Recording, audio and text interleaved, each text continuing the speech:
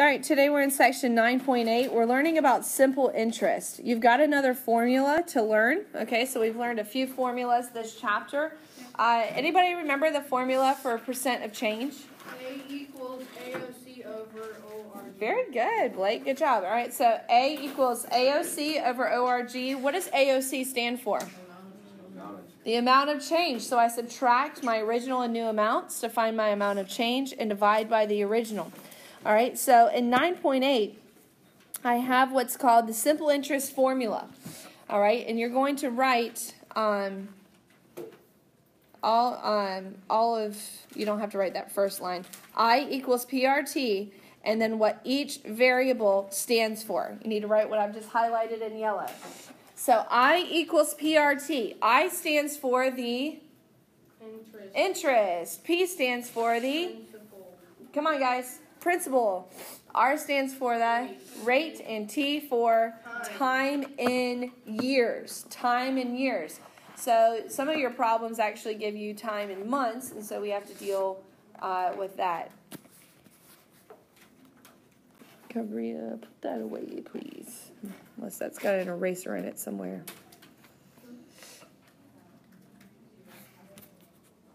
All right, so what is the interest? $17.50. Very good, $17.50. And I know it's kind of weird, but anytime we're finding the final balance, and that's what I'm looking for, the total amount or the final balance, I'm going to use the variable A. The variable A stands for balance. Don't know why. You would think it's B, but it's not. Okay, it's A. The variable A stands for my final balance. And here's how I find my final balance. I know that I initially borrowed $250, or Tim did. I know that he had to pay $17.50 in interest. So I'm going to add those two numbers together to get the total amount that Tim owes his parents. $267.50. So on your homework, it's going to ask you for two answers. The first answer will be your interest. The second answer will be your final balance. Now let's look at example 2, finding an interest rate. So now I'm solving for a different part of the same formula. That's at least good news. What's my formula? I equals PRT. There's a typo. Okay, so it says you deposit $900 into a 3-year certificate of deposit. After 3 years, the balance is $1,000. Find the simple annual interest rate. So what are you solving for? Which variable? R. You cannot have more than one variable. R is your variable, which means that you can find every single other value, even your interest. Let's start with what we know. What's our principal amount? 900. We do not know R. What is T? 3 years. 3 years. So if I know that I started with 900 and I ended with 1,000, how is that number different? How much did it grow by? $100. That's my interest. So the only reason they give you this value is so you can subtract them to find the interest. It's not just going to come out and say, here's the interest. You have to know, if I put 900 in and I get 1,000 out, the $100 didn't just poof out of nowhere. That's my interest, okay? So that's how we figure that out. So 100, I come back and plug in for my interest. What do you think now? What do I do now? Can I simplify any part of this side of the equation? Yes. 900 times 3. What's 900 times 3? 2,700. So now rewrite your equation. 2,700. You have to have a variable. What's your variable? R. Keep it. How do you solve for R?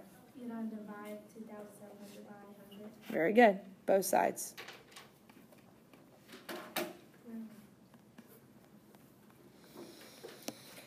But we're not done yet, because what happens when you go 100 divided by 2,700? Well, that's fun. You get a repeating decimal. 0.037, and it keeps going. So 037. You know you can hit S to D again, and it will show you the full version. That might help, because how many decimal places are you supposed to go out? 4. So now you can actually see it. 0.0370. I go out 4 decimal places, and I use the 4th to round the 3rd. So this is 3.7% interest rate. The 0 just kept the 7 the same, and then I changed my decimal to a percent. All right, do you also know that if you're having trouble with that conversion from your calculator, you still have the decimal on your calculator? You still have the decimal number on your calculator? Hit Shift, and then hit the left parenthesis, and hit equals. Oh, it should have done it. Hold on. Shift percent. Never mind. I got to do it a different way. You can't do it that way. All right, so 3.7%. Any questions? Any questions? You're about to do one. All right, I know this one is a little harder. Where did you get that? When you divided, what was the 0.037? Yeah. The answer. Yeah. So That's from the 100. yeah. That's when I divide 100 divided by 2700, I got 0.037. And then I changed that to a percentage. All right. Now you try 2 of them. The first one, you've got to find the interest. Oh, man. There's something interesting here, though. We've got to talk about this. Is that in years? Nope. You can turn it to a decimal, but you don't have to. You can keep it a fraction. What would it be as a fraction? 9 over 12. Plug in 9 over 12 for t. Just put it in your calculator as a fraction. That's no big deal. Okay? So go ahead and try to get this one started. All right, so you deposit $1,500 into an account. All right, so let's see. I equals... Let me come over here to you try. I equals PRT. All right, you don't know the interest. What's your principal? 1,500. What's your rate? What do you plug in? 0.04 times, oh, what do you plug in for time? 9 over 12. No big deal. Put it in your fraction or in your calculator as a fraction, multiply it all, and what do you get for an interest? $45. So how do you find your final balance? You do 1,500. Yep. Plus 45. Add it back to your original principal amount.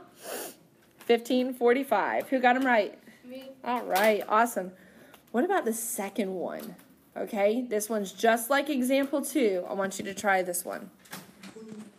So we figure out interest by subtracting the initial amount. How much did I put in initially? Yes, 1,800. How much did I end up with? 1950. I subtract them to find my interest. 150 equals my initial amount, 1,800, times, I don't know my rate, times my time. All right, what can I simplify over on the right side? You gotta multiply them. It's gonna be 5,400. Whoa, whoa, whoa. 1,800 times 2? Yes. Not 4. 3,600. R. Now, yeah, 1,800 times 2 is 3,600. All right, so now what do I do to both sides? Divided by. Okay, go ahead now. So for those of you who were not on the right track, now find your rate. Okay, so find your decimal and then convert to a percent. So when we change to a decimal, it's going to be 4.2%. Do you get 4.2? Yes. 4.2? Still no? Okay, any questions? I got 4.16. The reason why. All right, one more example, example 3. So now you put $750 into a certificate of deposit. That's just an investment. Your simple annual interest rate is 4%. You receive a check for the interest at the end of each year. How long will it take to earn $150 in interest? Try to plug in the values where they go in the formula. Okay, so what did you plug in for interest? Okay, what did you plug in for principal? 750. All right, what did you plug in for rate? 0.04. All right, very good. And what did you plug in for time? T. T, very good, awesome. Okay, so 150 equals 750 times 0.04 times T. All right, so now what's 750 times 0.04? 30T. How do I solve for T? Divide both sides by 30. Who got 5 years? Yay, awesome. Okay, so solving for time is a little less complicated. All right, and solving for interest. Solving for rate, there's a couple goofy things.